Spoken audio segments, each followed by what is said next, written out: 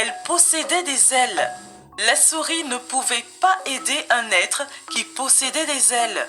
Elle conservait une certaine méfiance pour les êtres possédant des ailes à cause de l'aigle qui a plusieurs fois manqué de la dévorer. Elle répudia alors la chauve-souris et lui suggéra d'aller voir les oiseaux.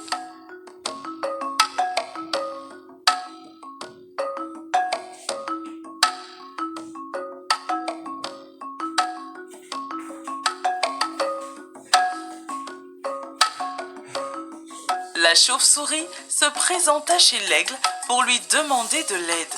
Elle avait très faim, elle avait très soif et elle avait très chaud et demanda à l'aigle de la nourriture, de l'eau et un toit.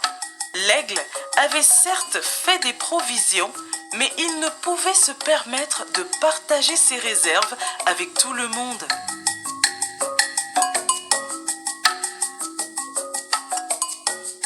Mais il accepta tout de même d'aider la chauve-souris. Le malicieux aigle avait vu en cette visite une délicieuse opportunité, lui qui raffolait des souris, et en voilà justement une qui se présente à lui.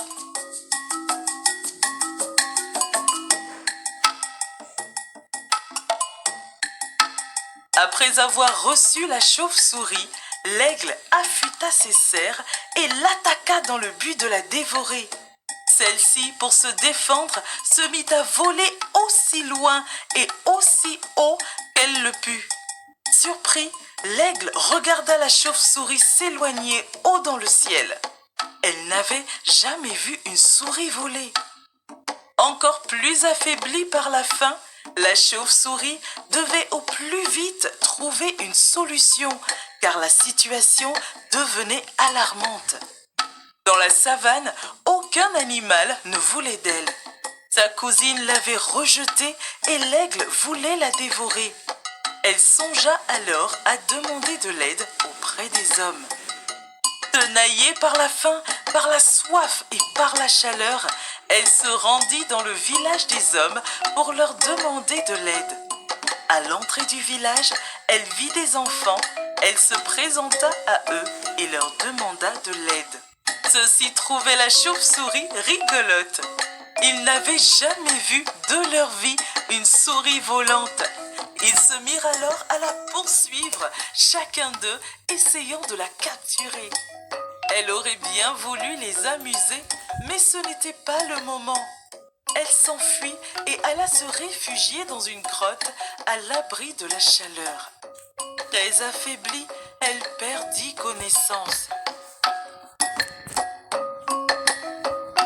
À son réveil, la nuit était tombée. Avec un incommensurable effort, elle sortit de la grotte. Il n'y avait personne. Personne pour la juger sur son apparence. Elle trouva des insectes et se nourrit à satiété.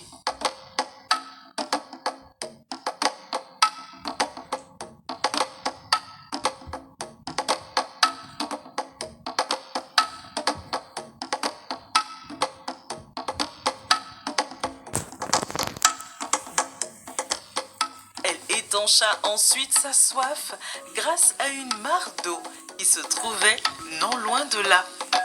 Elle conserva depuis ce jour ses habitudes.